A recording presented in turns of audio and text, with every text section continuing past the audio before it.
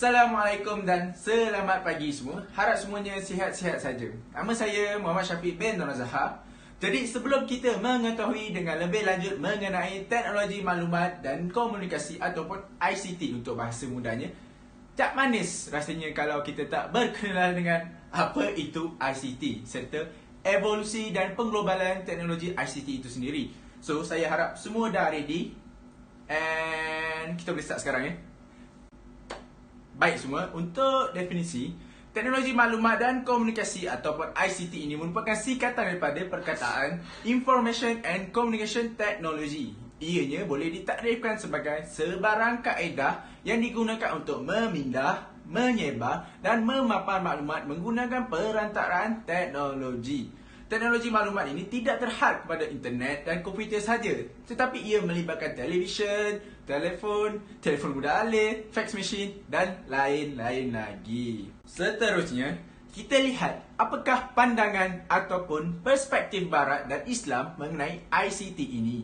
Menurut perspektif Barat secara umumnya, ICT menurut Barat adalah apa jua peralatan yang berasaskan komputer yang digunakan bersama-sama maklumat, menyokong maklumat dan keperluan maklumat yang diperlukan oleh sesuatu organisasi. Selain sebagai alat menyokong aktiviti maklumat, ICT juga dilihat sebagai alat bagi bantu melalui 4 cara. Yakni yang pertama, tugasan memproses maklumat. Kedua, tugasan membuat keputusan. Ketiga, perkongsian maklumat melalui perkomputeran berpusat. Dan yang terakhir ialah dengan inovasi.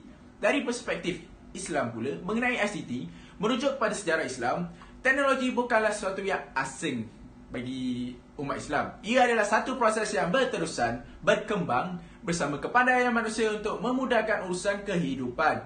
Islam tidak pernah menghalang serta mengharamkan teknologi serta ciptaan baru, terutamanya untuk dimanfaatkan dalam sistem pendidikan.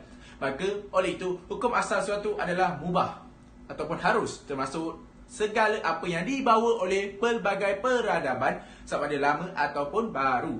Tidak ada hukum sesuatu itu haram kecuali jika terdapat nas dan dalil yang terang serta jelas menyatakan sesuatu itu adalah haram. Ini menunjukkan Islam agama yang sesuai dengan perubahan zaman dan menuntut agar umatnya selalu maju dalam peradaban. Islam juga merupakan satu agama yang amat menitik beratkan soal ilmu pengetahuan. Berangkatlah kita kepada bahagian seterusnya, iaitu pengglobalisasi ICT. Apakah itu globalisasi, rakan-rakan? Globalisasi ini dianggap sebagai sebuah proses yang meletakkan dunia di bawah satu unit yang sama tanpa dibatasi oleh sempadan dan kedudukan geografi sesebuah negara. Oleh itu, dunia tidak lagi mempunyai sempadan dan mampu berkomunikasi dengan lebih cepat. Perkembangan teknologi maklumat dan komunikasi ataupun ICT ini yang berlaku mempunyai berkaitan yang signifikan dengan globalisasi dan seterusnya perkembangan ini telah membawa perubahan yang besar kepada masyarakat dunia amnya.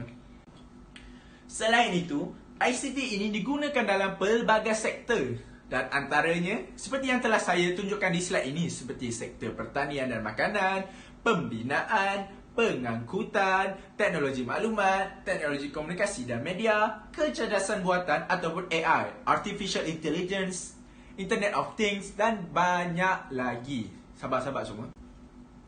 Di samping itu juga, untuk mengetahui dengan lebih lanjut mengenai sejarah evolusi ICT, kita boleh lihat daripada kajian Rogers pada tahun 1991. Menurut Rogers, sejarah perkembangan ICT boleh dibagikan pada 4 era utama, iaitu era penulisan, era pencetakan, era telekomunikasi dan era komunikasi interaktif. Teori perkembangan evolusi ini boleh anda semua baca dan lihat daripada slide yang telah saya sediakan ini. Secara kesimpulannya, kita boleh lihat di sini bahawa evolusi ICT sangat berkait rapat dengan kemajuan dan penciptaan alatan baru untuk lebih memudahkan manusia dalam kehidupan seharian. Last but not least, saya juga ingin menerangkan evolusi teknologi dan ICT yang berlaku di negara tercinta kita ini, yakni Malaysia. Pada tahun 1983, Dr. Muhammad Awanglah, iaitu salah seorang ahli lembaga pengarah OUM, telah memulakan idea untuk menghubungkan Malaysia dengan dunia menerusi internet di Makmal Universiti Malaya. Berkanjak ke 6 tahun selepas itu, iaitu pada tahun 1989, rangkaian Komputer Malaysia, Rangkum, dengan kemudahan sambungan antarabangsa telah ditubuhkan oleh Dr. Muhammad Awang lah juga. Jadi, apakah rangkum ini sebenarnya? Dan apakah tujuan projek rangkum ini? Tumpuan awal penggunaan rangkum ialah melalui email dan forum elektronik. Walaupun kita di Malaysia ini mempunyai keupayaan komunikasi dan perkongsian sumber. Rangkum ini juga adalah untuk memberi pengalaman dari segi pembangunan teknologi. Ianya juga dapat mendedahkan beberapa kelemahan, kekurangan dan potensi penggunaan teknologi rangkaian komunikasi. 2 tahun kemudian pula, Joint Advanced Integrated Networking atau JARING telah dilancarkan. Tujuan jaring ini ditubuhkan pula ialah dengan misi untuk membangunkan rangkaian komunikasi negara secara bersepadu dan lebih menyeluruh. Berpaksikan peristiwa-peristiwa penting tersebut, maka perkembangan ICT di negara kita semakin maju sehingga sekarang. Itu sahaja daripada saya. Terima kasih kepada yang mendengar. Jadi saya akan pass kepada rakan saya yang seterusnya untuk meneruskan presentation grup kami ini. Terima kasih sekali lagi. Assalamualaikum. Hai. Saya Nurizatul Aisyah binti Muhammad Sukim. Seterusnya saya akan menerangkan mengenai konsep hubungan manusia dengan teknologi. Pertama sekali adalah teknologi maklumat merupakan satu kemudahan kepada manusia. Teknologi memudahkan manusia untuk kita berkomunikasi.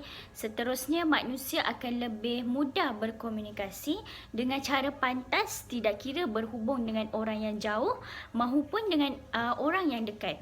Dengan cara ini, kita akan lebih mengeratkan lagi hubungan sesama orang lain selain seperti bertanya khabar melalui WhatsApp, kemudian membuat panggilan video dan sebagainya. Tetapi pastinya dengan wujudnya teknologi ini akan memberikan impak ataupun kesan yang positif atau negatif kepada manusia. Seterusnya, kesan positif penggunaan teknologi maklumat antaranya ialah mudah memperolehi pelbagai maklumat. Masyarakat boleh memperolehi segala maklumat berkaitan pendidikan, kerjaya, kewangan dan sebagainya. Namun terdapat kesan negatif ketika kita menggunakan teknologi maklumat. Antaranya ialah apabila manusia melayari perkara-perkara yang tidak berfaedah seperti melihat video-video dan gambar-gambar lucah, berjudi dalam talian dan sebagainya. Seterusnya, teknologi maklumat juga boleh menjadi beban kepada manusia.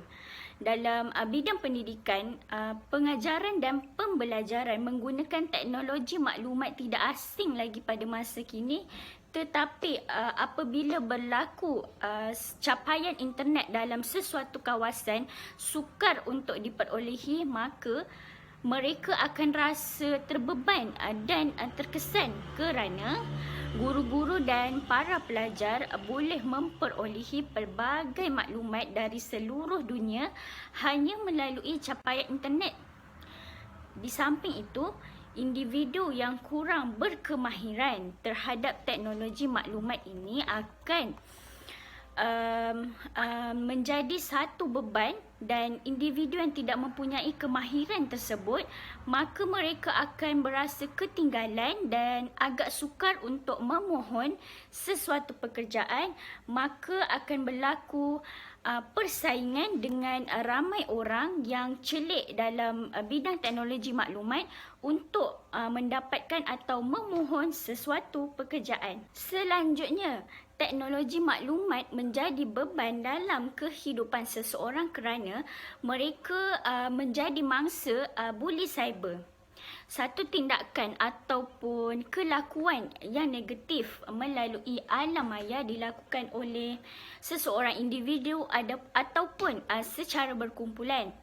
Dilakukan dalam dua cara, iaitu secara langsung seperti penjenayah cyber menghantar sesuatu mesej terus kepada mangsa, manakala secara tidak langsung pula seperti penjenayah cyber tersebut meminta tolong kepada seseorang untuk membuli mangsa secara atas talian. Selain itu, manusia boleh menjadi mangsa jenayah seksual dan jenayah cinta cyber. Jenayah penipuan cinta cyber dan seksual tertumpu kepada perempuan ataupun wanita. Ini akan menyebabkan berlaku kerugian seperti nilai wang ringgit yang banyak, dan kebiasaannya mangsa akan mendapatkan layanan yang sangat baik daripada penjenayah. Penjenayah akan menghantar mesej yang berbau lucah, memukau ataupun menghantar sihir kepada mangsa.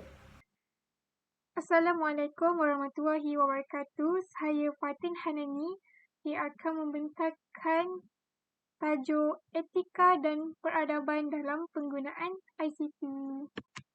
Terdapat beberapa peraturan dalam etika dan peradaban dalam penggunaan ICT. Okey, peraturan yang pertama.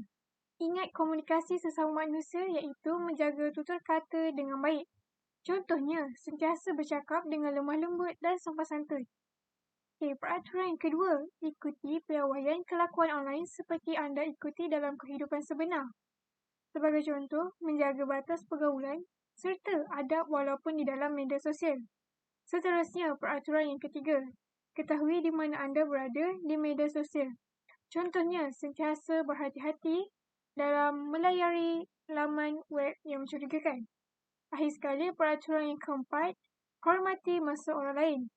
Sebagai contoh, masa bersama keluarga dan rakan-rakan. Elakkan daripada melayani media sosial. Okey, slide seterusnya kita pergi kepada apakah etika lain dalam penggunaan ICT. Dekat sini kita ada 3 jenis etika lain. Okay, kita pergi yang pertama dahulu iaitu hak asasi. Okay, apa itu hak asasi? Iaitu tidak berkongsi masalah peribadi di media sosial dan mendedahkan maklumat peribadi diri. Okay, dan juga tidak menyebarkan berita palsu dan juga menyebarkan fitnah. Dan tidak mendedahkan identiti orang lain tanpa kebenaran orang tersebut. Okay, kita pergi kepada etika yang lain. Yang kedua iaitu plagiarisme. Okay, apa itu plagiarisme? Iaitu sebarang bahan dari internet yang diambil oleh pelajar untuk menyiapkan tugasan harus mengkreditkan sumbernya. Sebagai contoh, perbuatan copy and paste harus mengkreditkan sumbernya kerana itu adalah jalan yang mudah bagi seorang pelajar untuk membuat tugasan kerja. Okey, akhir sekali, etika yang paling akhir iaitu yang ketiga, manipulasi karya. Okey, apa itu? Iaitu tidak menyunting sesuatu ke arah yang negatif. Okey, tidak mengubah istilah atau idea asal orang lain dan menganggap sebagai hak sendiri. Dan akhirnya, tidak menyunting video atau gambar yang boleh membuka aib kepada orang lain. Itu sahaja daripada saya. Terima kasih. Hai dan Assalamualaikum semula. Berbalik kepada saya kembali untuk meneruskan grup presentation kami ini. Jadi, pada bahagian seterusnya ini, saya ingin menceritakan atau menerangkan kepada anda semua mengenai ICT, tapak pengukuhan kesepaduan nasional. Jadi, anda semua, apakah itu kesepaduan nasional? Kesepaduan nasional ini ialah menyatupadukan pelbagai kelompok yang mempunyai latar belakang, warna kulit, adat dan kaum yang berbeza. Kesepaduan nasional ini juga merupakan satu bentuk penyatuan yang membentuk penyatuan zahir dan juga luaran di antara pelbagai kelompok. Ianya juga perpaduan yang seharusnya mempengaruhi para anggota masyarakat untuk menjaga kesepaduan di negara kita. Di sini, saya juga telah mengemukakan 3 peranan ICT sebagai tapak pengukuhan kesepaduan nasional. Yang pertama, ICT ini memainkan peranan yang sangat penting kepada dunia. Hal ini dapat dibuktikan apabila ICT ini mempercepatkan hubungan sama ada dalam negara ataupun antarabangsa. Dunia seakan-akan menjadi semakin kecil dengan wujudnya ICT.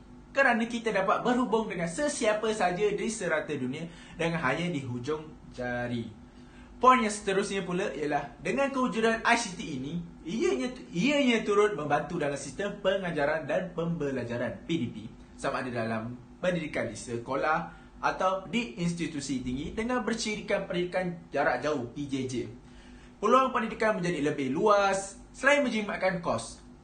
Pelajar mampu mendapatkan maklumat dari seluruh dunia melalui internet untuk memudahkan mereka melakukan kerja sekolah atau projek-projek belajar yang sangat memerlukan pelbagai maklumat dengan cepat. Akhir sekali, kes jenayah yang semakin berleluasa di negara Malaysia dapat diatasi dengan bantuan ICT. Contohnya, penggunaan televisyen litar tertutup CCTV banyak digunakan dan ditempatkan di kawasan-kawasan seperti bank, lapangan terbang dan pasar raya. Oleh itu, kegiatan jenayah yang berlaku dapat dikesan dan memudahkan pihak berkuasa untuk melakukan tindakan selanjutnya. Seterusnya, saya ingin membincangkan dengan anda semua berkenaan dengan faktor-faktor ICT sebagai tapak pengukuhan kesepaduan nasional ini. Faktor pertama yang boleh kita lihat di sini adalah melalui politik. Politik ini merupakan faktor yang paling utama untuk membantu dalam menyatupadukan masyarakat dengan menggunakan platform media sosial. Kenapa media sosial pula? Kerana majoriti penduduk dan rakyat di negara kita ini mempunyai media sosial seperti Facebook ataupun Twitter. Jadi, para pemimpin dapat menyampaikan maklumat dengan lebih jelas, dengan lebih tepat di samping membincangkan isu-isu terkini yang melibatkan pelbagai etnik, pelbagai segalanya supaya tidak timbul salah faham dalam masyarakat. Faktor yang kedua pula ialah melalui pendidikan. ICT dalam PDP dapat mewujudkan persekitaran yang realistik, interaktif, menyeronokkan dan di samping itu mampu menjana pembinaan daya kreativiti dan inovasi selain cekap menggunakan teknologi untuk mengakses pelbagai maklumat dari pelbagai sumber. Faktor yang terakhir pula adalah dari segi agama. Kerana dengan penggunaan ICT ini, ianya dapat menyalurkan maklumat dan hebahan informasi ke pelbagai agama, kepercayaan dan adat resam di media sosial. Jadi, masyarakat saling menjaga sensitiviti antara kaum dan saling menghormati walaupun berlainan fahaman dan ataupun berlainan agama. Alhamdulillah, sudah ke hujung dah kita. Jadi poin yang terakhir yang telah saya sediakan di sini ialah tentang kesan ICT terhadap pengukuhan kesepaduan nasional.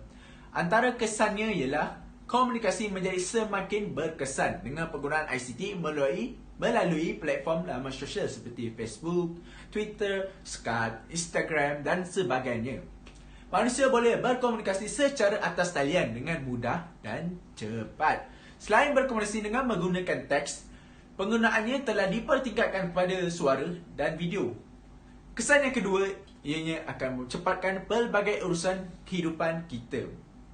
Pelbagai urusan kerja menjadi sangat mudah dan boleh dilakukan atas talian. Contohnya seperti urusan perbankan, pembayaran bil utility, permohonan kerja, membeli belah dan sebagainya. Semua kita boleh buat online sekarang. Kesan ketiga dan merupakan yang terakhir di sini ialah dengan penggunaan ICT, kita dapat mengetahui perkembangan semasa.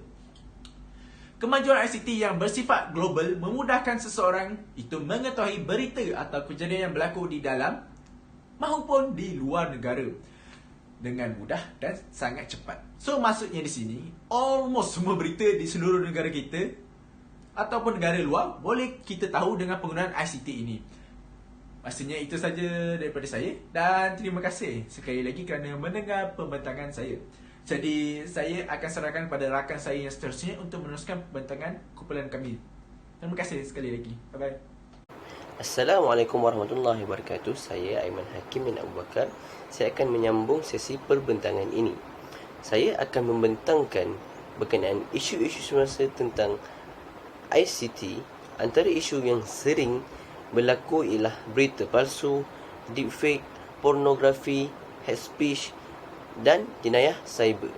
Okay, kita balik ke slide seterusnya. Apa itu berita palsu? Berita palsu ialah berita, maklumat data atau laporan yang salah. Berita ini sama ada berbentuk rakaman video, teks ataupun suara, iaitu audio. Faktor berlakunya atau tersebarnya berita palsu ini ialah kerana orang yang melakukannya dahagakan perhatian. Yang kedua ialah ketagihan internet. Yang ketiga ialah kurangnya ilmu tentang akibat melakukan perkara tersebut. Dan seterusnya ialah keinginan diri yang tidak wajar. Kesan daripada perbuatan ini akan berlakunya huru-hara dan perbalahan oleh kerana salah faham yang berlaku. Dan kesan kedua menimbulkan kerisauan rakyat. Contohnya seperti tersebarnya berita palsu tentang jumlah jangkitan harian COVID-19. Seterusnya ialah isu pornografi. Pornografi ialah bahan lucah yang berbentuk imej, tulisan atau video yang merangsang nafsu seksual seseorang. Ramai remaja yang terpengaruh dan ketagih dengan perbuatan kegiatan ini. Perkara ini menjadi kerisauan dalam kalangan ibu bapa. Faktor berlakunya kegiatan ini ialah pengaruh rakan sebaya yang mengajak untuk menonton bersama. Yang kedua pula ialah pengaruh budaya asing. Contohnya filem-filem luar negara yang menyajikan perbuatan yang tidak senonoh. Yang ketiga ialah kurangnya ilmu agama sehingga tidak dapat mengawal nafsu dan tidak memikirkan kesannya. Dan yang terakhir ialah teknologi yang semakin membangun dan semuanya berada di hujung jari. Kesan daripada ketigaan ini akan berlakunya seks pranikah dan menyebabkan pertambahan bilangan kes buang bayi. Dan ketigaan ini juga boleh membentuk sikap negatif dalam diri seseorang. Kita beralih ke slide seterusnya. Seterusnya ialah deepfake. Deepfake ini dalam bahasa mudahnya ialah menukarkan muka seseorang kepada muka orang yang lain. Inilah kemajuan yang kita dapat lihat pada masa kini. Dan perkara ini banyak digunakan dalam perbuatan kes jenayah atau fitnah.